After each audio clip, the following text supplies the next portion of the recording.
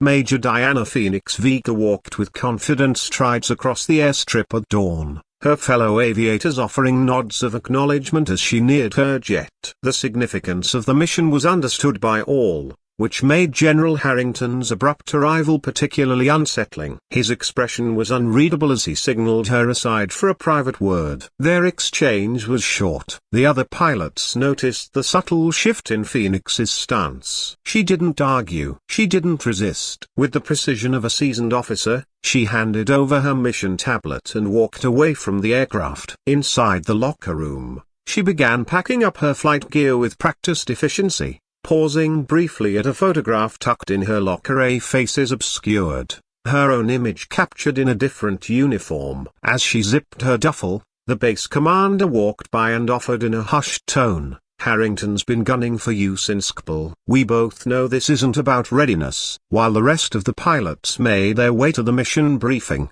Phoenix headed alone across the compound. Her eyes caught a satellite dish shifting, tracking something imperceptible to others. Welcome to the human stories, where dignity echoes louder than words. Which city are you watching this video from? If tales of courage and quiet defiance inspire you, we invite you to subscribe and join our growing community. Major Diana Phoenix Vega felt that familiar rush of adrenaline as her boots hit the tarmac at Bram Air Base. The rising sun stretched long shadows across the flight line, spotlighting the aircraft being readied for today's high-stakes mission. Ground crews moved with honed precision, every action efficient, urgent. There was something different about this operation. Everyone sensed it. Phoenix shifted her helmet under her arm, acknowledging respectful nods from the technicians and crew chiefs she passed. After 5 years stationed here, she had earned a reputation for flawless execution and grace under fire. Her call sign, Phoenix, hadn't been given lightly. She had quite literally risen from the ashes more than once. Major Vega, her wingman, Captain Ellis, called out as he jogged up to her. "Just got the weather update. Visibility's dropping over the target area. You think they'll revise the vector?" Phoenix offered a steady nod. "Likely. But nothing we can't handle." "What about the targeting system? Those calibration issues fixed?" "Tech crew worked all night on it," Ellis replied with a grin. "They're more afraid of disappointing you than the general." Phoenix allowed a faint smile. "Good. We'll need every edge we can get." They were just a short walk from her assigned aircraft when she noticed something shift in the air. A crew member's suddenly preoccupied, eyes averted. Her usually chatty crew chief was now absorbed in a panel display. Then she saw him. General Marcus Harrington stepped into view at the far end of the flight line, flanked by 2 aides. His eyes locked onto Phoenix, and he made a beeline straight for her. "Major Vega," he called firmly. Captain Ellis glanced at her, concern in his eyes. Phoenix remained composed. "Carry on with the pre-flight, Captain. I'll catch up." She stepped toward the general with crisp, military poise, halting at the appropriate distance, stance exact. "Sir," she greeted. Harrington motioned to a quieter spot nearby. Once they were out of earshot, he spoke plainly. "You're being removed from the flight roster for today's mission." Phoenix kept her expression unreadable. "May I ask the reason, sir?" "The assessment is that you're not adequately suited for this operation," he said coolly, offering no hint of emotion. "With respect, sir, I've been preparing for this mission for 3 weeks. My sim results are this isn't about simulations, Major. This is my judgment of what the mission requires." He extended his hand. "Your tablet." Phoenix didn't need further explanation. She understood exactly what this was. The resentment had been simmering since Kabul, since his son. She could object, cite protocol, argue that pulling the most experienced pilot just hours before a critical mission was reckless. But she knew it would backfire. Without resistance, she handed him the device holding all mission parameters and target data. "Captain Mercer will be assuming your position,"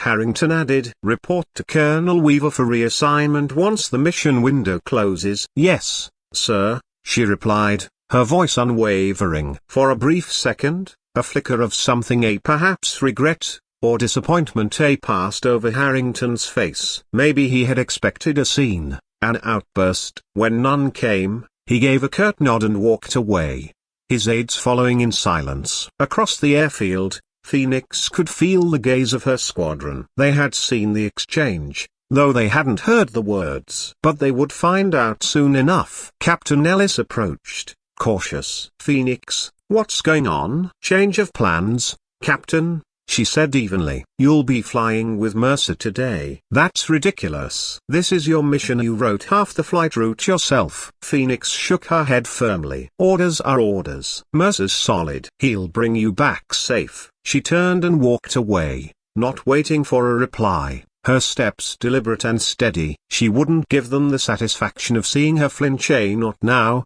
not ever. Inside the operations building, silence greeted her. Most personnel were either at mess or preparing for deployment. Most personnel were already en route to the mission or finalizing preparations when Phoenix stepped into the women's locker room. She paused at the entrance, letting the quiet wrap around her, the solitude momentarily grounding. Then, with practiced intent, she began removing her flight gear. Her flight suit came off first, folded with precision despite knowing it would soon head to laundry. She carefully removed her name tags and squadron insignia, placing them deliberately into her personal kit. Every motion was exact, each item handled with the same reverence she'd always shown, a discipline that had seen her through more harrowing moments than this one. As she opened her locker to stow her gear, her gaze was caught by a photo she usually tried to avoid. 5 figures stood in desert fatigues outside a nondescript building in Afghanistan. 3 of their faces had been blacked out, redacted,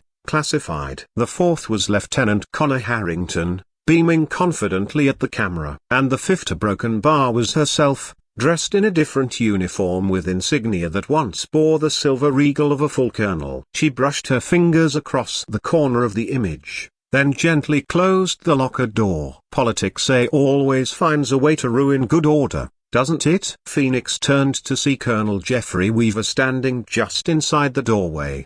The base commander's expression held a flicker of discomfort over what had just occurred. "Sir," she greeted with a respectful nod. Weaver stepped farther in, glancing briefly to ensure they were alone. "Harrington's been gunning for you since Kabul. We both know this isn't about mission readiness." "It doesn't matter why, sir," Phoenix replied coolly as she zipped up her duffel bag. "He's in command. It's his decision. We just lost our most capable pilot for a vital operation because of a personal vendetta." "And it doesn't matter?" Weaver shook his head in disbelief. "I could make a call. They get 8th Air Force involved. No, sir." "Please don't." Her voice remained composed, but the resolve beneath it was unmistakable. "That would only make things more complicated." Weaver studied her for a long moment. "You know, I sometimes forget that you used to outrank every officer on this base." "I never asked. Why'd you accept the demotion and transfer?" "That's still classified, Colonel," she replied, lifting her bag. "If there's nothing else, I'll clear the locker room so you can begin the briefing." Weaver let out a breath. "Report to my office at 1400. I'll have your new assignment ready." "Yes, sir." She nodded and stepped past him into the hallway. Pilots were starting to gather for the mission briefing, but as she passed, their conversations faltered. Eyes followed her, confused, uncertain. She didn't react. She just kept walking. Outside, she paused briefly, watching the transport vehicles carry the mission crew to the briefing room. The morning sun was now fully above the horizon, casting her shadow long across the concrete. Overhead, the satellite dish atop the comms building rotated slowly, tracking something unseen in orbit, something only a few truly understood. For just a heartbeat, Phoenix let herself feel the weight of what had just unfolded. 5 years. 5 years spent rebuilding what was lost, earning trust, preserving her cover, every decision calculated, every move strategic, and now, all of it at risk. All because one general couldn't separate his personal bias from duty. A young lieutenant approached cautiously. "Major Vega, is it true you've been pulled from the mission?" Phoenix squared her stance. The moment of vulnerability passed. "That's above your pay grade, Lieutenant," she said, her tone firm but not unkind. "Yes, ma'am." The junior officer stepped aside, clearly chastened. Without another word, Phoenix moved on, leaving the flight line behind. Her aircraft, now reassigned to Captain Mercer, was being prepped in her absence. She didn't look back. In her experience, looking back only slowed you down. Far ahead, she spotted the command center A, where General Harrington would now be stepping into the briefing to outline the target and operational plan. She knew exactly how he'd frame it, exactly what he would and wouldn't say. What he didn't know, what almost no one knew, was the real nature of the target, and why this mission carried far more danger than anyone realized, except her. She glanced at her watch. The briefing would be starting any minute now. In exactly 47 minutes, she estimated, they would discover something crucial was missing, data only she possessed. And by the broken bar it would be nearly too late. Almost. Her secure phone buzzed in her pocket. She pulled it out and checked the screen. A single encrypted message from a contact labeled only as Pentagon SecTF, standby for direct contact. Authorization, chess protocol. She deleted the message immediately. Around her, Bram Air Base continued moving. Pilots briefing. Engines warming, final checks underway, all of it operating under assumptions that were dangerously incomplete. She walked forward into uncertainty, where the future would be decided by those with clearance levels even above Harrington's. Recognition had never been her goal. She had, in fact, gone to great lengths to bury her past, even accepted demotion to protect the secrecy of the chess protocol. But one thing Phoenix had never done, not in her entire career, was abandon a mission. And she wasn't about to start now. Whatever the general might have assumed, the satellite dish outside kept its steady, soundless rotation, tracking the orbital relay that would soon establish a live, secure feed between the Secretary of Defense and the mission briefing room. Phoenix glanced at her watch once more. Then, without hesitation, she altered her path, heading back toward the operations hub. She intended to be exactly where she needed to be when the call came through. Inside the mission briefing room, General Marcus Harrington stood with the commanding presence of a man unaccustomed to being questioned. The room's rear wall was dominated by screens showing satellite views of jagged mountains and a compact compound nestled in a narrow Afghan valley. Pilots, intel analysts, and support crew filled the space, their attention fixed squarely on the general. Operation Nightshade is both urgent and essential to national security, Harrington began, his tone measured and authoritative. Our objective is a weapons research facility suspected of advancing WMD development. Recent intel suggests final phase testing of a new delivery system is underway. He motioned to his tactical officer, who pulled up a rotating 3D rendering of the target site. Our window is narrow. Stealth insertion is critical. The surrounding air defense grid makes this a high-risk run, but the potential intel value more than justifies the gamble. Up front, Captain Ellis shifted in his seat,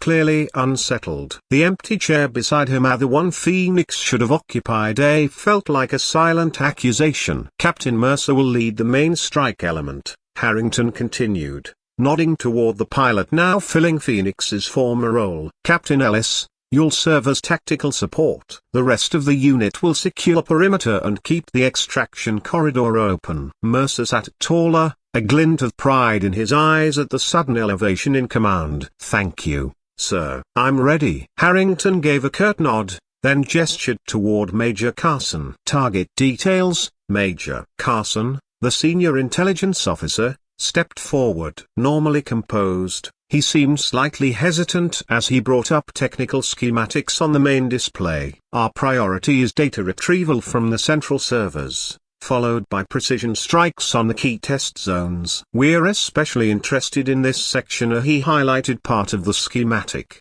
The encryption array. It's highly irregular. He paused, squinting at the complex node structure on the screen. Sir, this encryption structure isn't typical for this region. In fact, it closely resembles high-level quantum encryption, the kind we wouldn't expect from this group's capabilities. From the rear of the room, a voice cut in, crisp, analytical. Those markers match elements of the chess protocol, said Lieutenant Commander Walsh, a naval intelligence officer. She leaned forward slightly, eyes locked on the screen. If that's correct, Then standard breach methods could trigger fail-safe mechanisms. Harrington's head whipped toward her. Lieutenant Commander, your comments are out of line. Chess protocol is not relevant here. With respect, sir, Walsh pressed, unwavering. The data signatures are definitive. I was involved in support operations at Fort Meade that dealt with similar architecture. If this encryption is derivative of chess, then we need specialized access. Without it, that's enough, Commander. Harrington snapped, cutting her off. Your speculation doesn't serve this briefing. This is a standard infiltration and strike op. An awkward hush fell over the room. Several officers exchanged uncertain glances. Captain Ellis shifted again, quietly trading a look with the pilot next to him. From one corner, a low whisper floated out, just loud enough to be heard. Wasn't Phoenix involved in some black project before she came here? A young Comstech muttered to his colleague.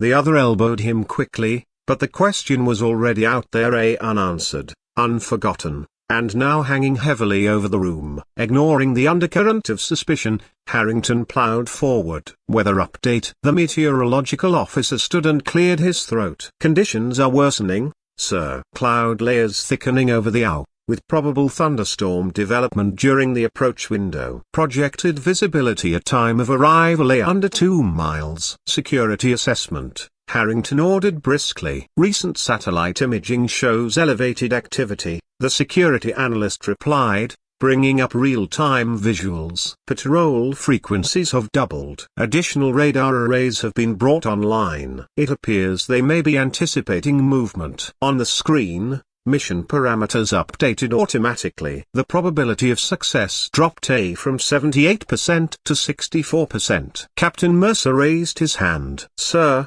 given the security changes and weather risks, should we re-evaluate our ingress path? Major Vega developed an alternate route via the eastern ridge that might offer better concealment under current conditions. Harrington's jaw flexed. Captain, I've already made personnel decisions and chosen our approach vector. We proceed as planned. Major Vega is not part of this operation. Is that understood? Yes, sir, Mercer answered quickly, properly admonished. The air in the room was growing thick with tension when the door flew open. A young lieutenant from communications stormed in, flushed and clearly rattled. General Harrington, sir, he said, catching his breath. Secure line 1A. It's the Secretary of Defense. He's requesting to be patched directly into this briefing. Harrington blinked for once, unable to fully mask his surprise. The Secretary himself? Yes, sir. His office confirmed. It's regarding Operation Nightshade, the lieutenant said, still catching his breath. They're requesting full visual access to the entire briefing room. Harrington paused only a moment. Patch him through to the main screen. The tactical display blinked, momentarily distorting, before settling into a clear image of the Secretary of Defense. He sat in a secure briefing chamber at the Pentagon, flanked by senior officers and civilian advisors, all wearing expressions of grim focus. The Secretary's own demeanor was stripped of diplomacy. He radiated command. General Harrington, he began without pleasantries, I've been briefed on your recent personnel decision regarding Operation Nightshade. I'm overriding it. Add checkmate to your roster. She flies. A stunned silence fell across the room. Even the soft hum of machinery seemed to vanish, as everyone absorbed the weight of what had just been said. Harrington's face blanched, the composure he'd maintained all morning beginning to slip. Sir, he said slowly, clearly struggling to grasp the order. I'm unfamiliar with the call sign.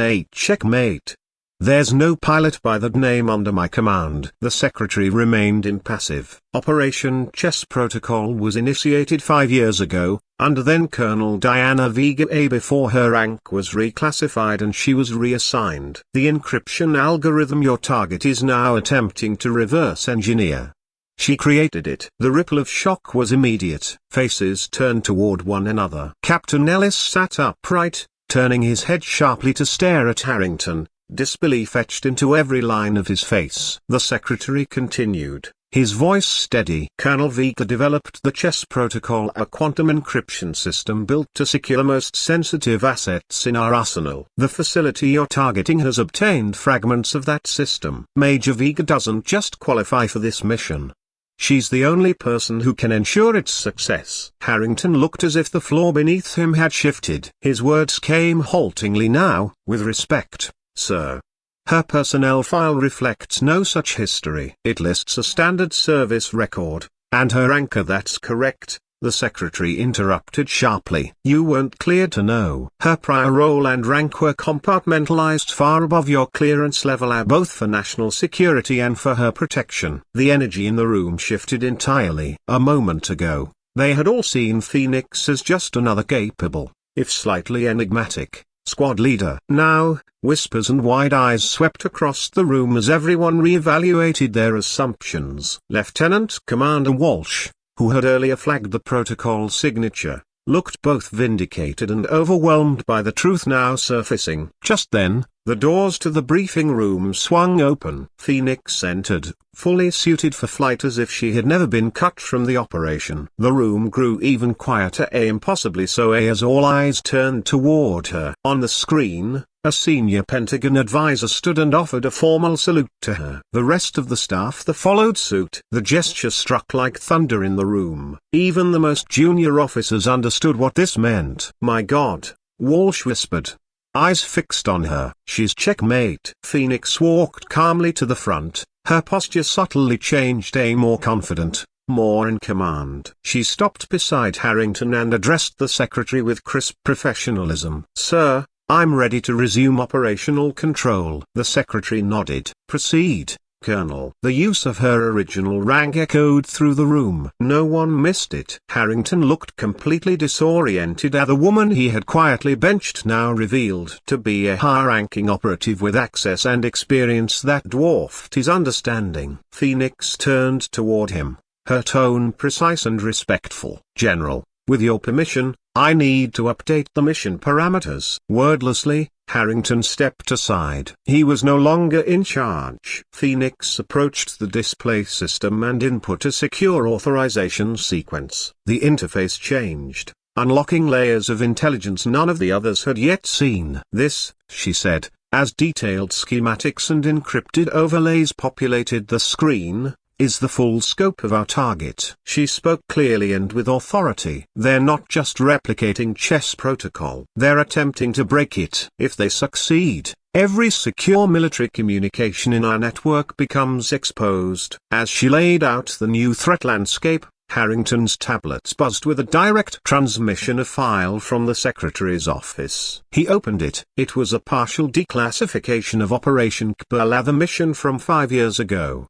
His son's name was highlighted alongside Vega's. As Harrington read, his expression collapsed from confusion into something far deeper: shock, regret, and finally, horror. The file revealed what he had never been told. Lieutenant Connor Harrington hadn't died due to Vega's failure, as the general had always assumed. He had died protecting her, sacrificing himself so she could finish the final implementation of chess protocol. It was all there. And after the operation, Phoenix once Colonel Diana Vega had requested a demotion and reassignment, a cover story, a disappearance. All for the sake of a mission so secret, even a general wasn't allowed to know. She had surrendered her rank, her status, and endured years of quiet hostility from Harrington all to protect the secrecy of the protocol by vanishing from public view. Not once had she defended herself or revealed the truth. Now, Phoenix stood before the pilots,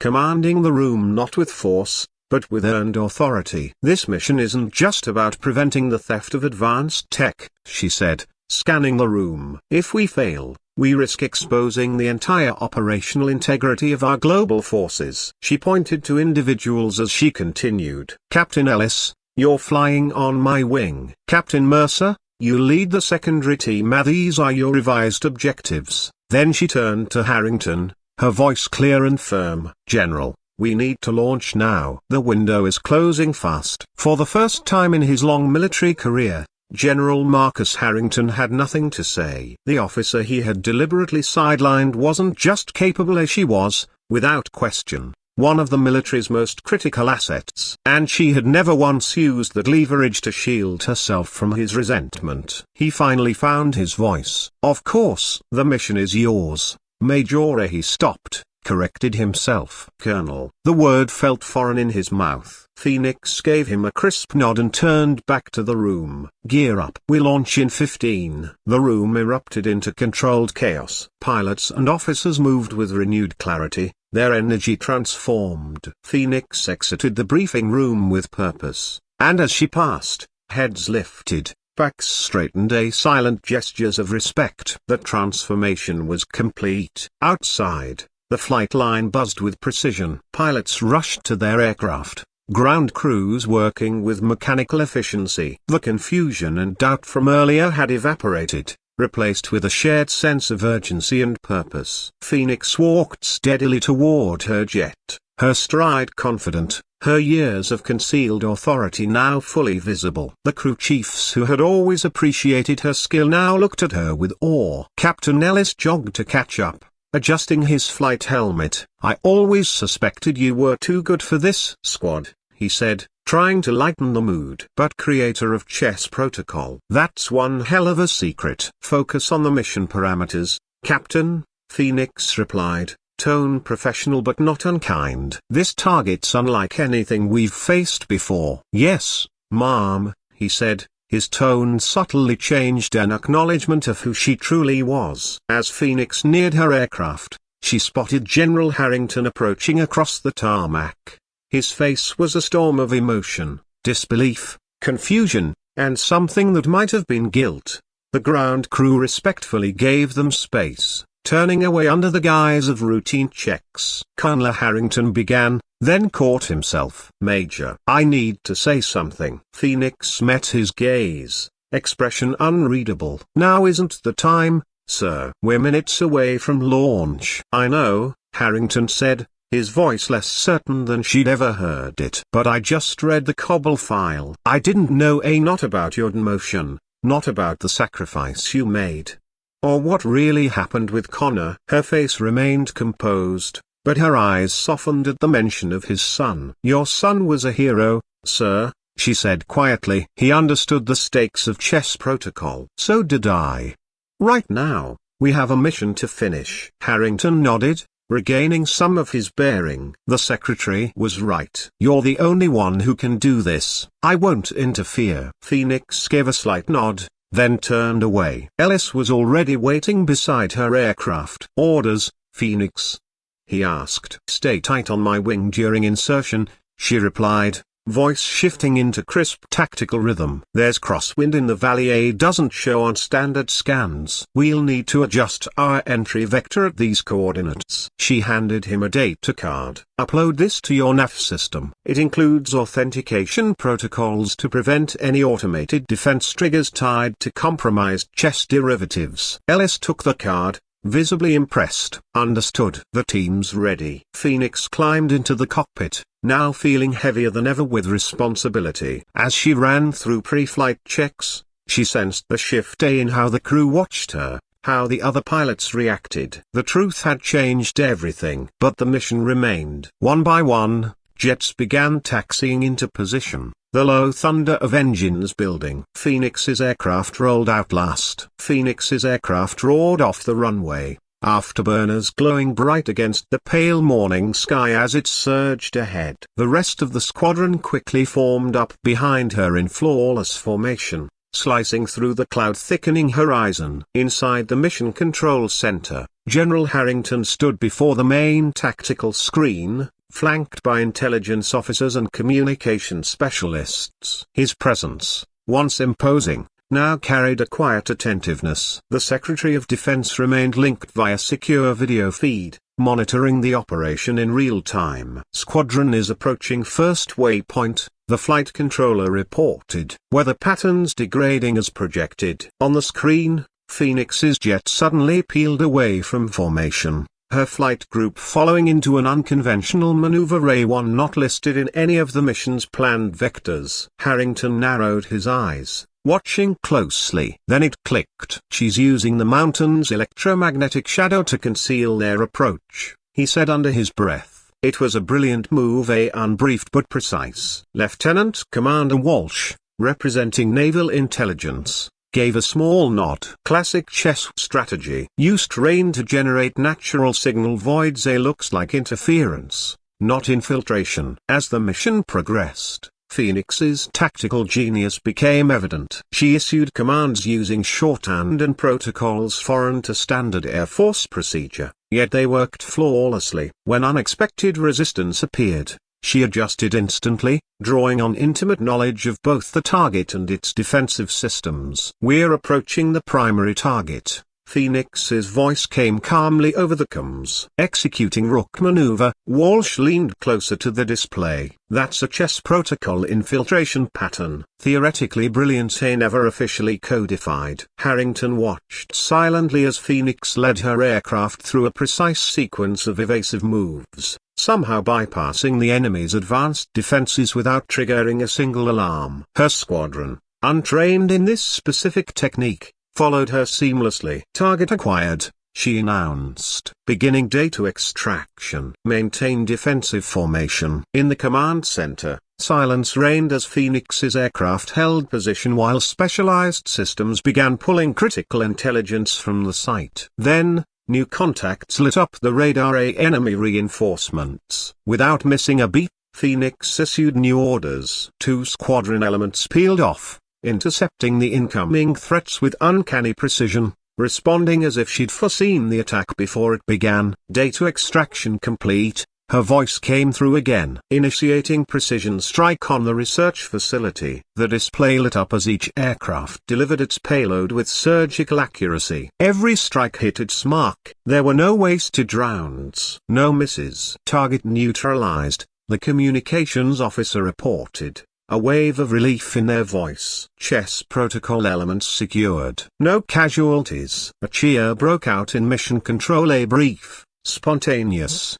and quickly subdued. Even the Secretary of Defense smiled slightly on the secure feed. "Well done, Colonel," he said, using her true rank without hesitation. "Bring them home." "Yes, sir," Phoenix replied, her tone simple and steady. As the squadron turned for home, Harrington stared at the tactical display with a mix of awe and guilt. The woman he had tried for years to sideline had just executed one of the most complex and flawlessly coordinated special operations he had ever witnessed. And she had done it with grace, never once pushing back against the years of unwarranted hostility. Landing proceeded with military precision. When Phoenix's aircraft finally rolled to a stop on the flight line, something unexpected happened. Ground crew, support staff, and off-duty pilots had gathered along the path to the debriefing room, forming an unspoken non-align. No orders had been given. It had formed on its own,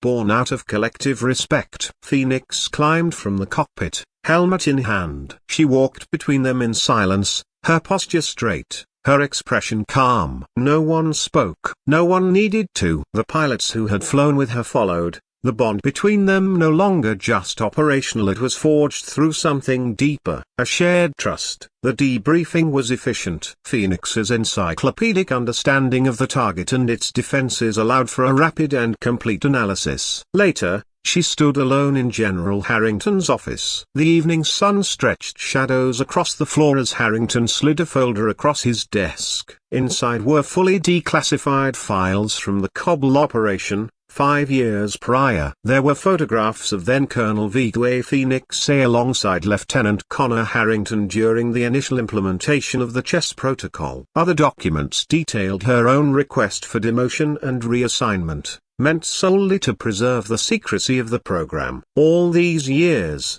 Harrington said quietly, voice low and thick with regret, "I blamed you for Connor's death. I told myself you made a mistake, that your judgment failed him." Phoenix stood perfectly still, her stance crisp and composed. "Your son died protecting the protocol, sir," she said softly. "He understood what was at stake. For the sake of national security, you accepted a demotion, reassignment, and years of my scrutiny," Harrington said, his voice low. He shook his head slowly. "Why didn't you ever say anything?" "The integrity of the chess protocol had to remain intact," Phoenix replied simply. "My personal comfort wasn't relevant." Harrington stood and came to attention, offering her a formal salute, not the routine gesture between ranks, but one soldier's deep respect for another who had shown extraordinary sacrifice and courage. "The Secretary of Defense called while you were in debrief," he said, holding the salute until Phoenix returned it. "He wants you back at the Pentagon. Your cover assignment has done its job.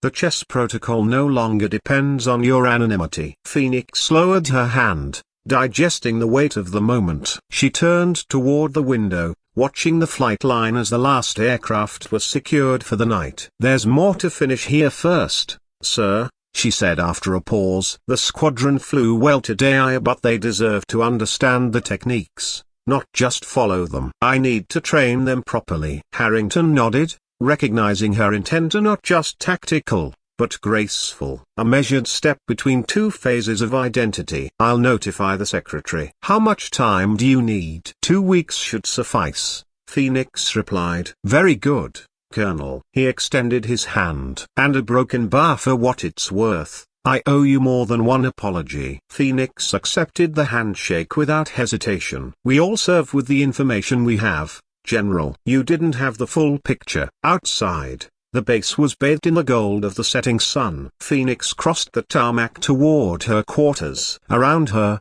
young pilots who had known her only as the quiet, capable Major Vega now looked at her differently. Some nodded as she passed. Others simply stood a little taller, instinctively recognizing her presence. Captain Ellis joined her stride for stride. "So, Colonel, what happens now?" "Now we train," Phoenix said. "They need to understand what they lived through today. And after that, when you're back to being Colonel Vega in DC." Phoenix allowed herself a rare, genuine smile. "The mission continues, Captain." "It always does." She reached up, brushing her fingers across the name badge on her flight suit to the one that had read Vega for 5 long years. In the fading sunlight, the metallic surface caught the light in just the right way. For the briefest moment, it shimmered as if revealing a different word beneath the name. A flicker, almost imperceptible. "Checkmate." Then it was gone. Just Vega again. The truth was out. Her dignity restored. But that wasn't what mattered most. The mission had succeeded. The protocol remained secure. Recognition had never been her goal. What Phoenix valued was far quieter. The knowledge that her duty had been fulfilled, even if no one had ever known who she truly was. And now, they did. As she walked into the sunset, she carried herself just as she always had, a steady, quiet, resolute. The only difference now was that everyone else finally saw her for who she'd always been.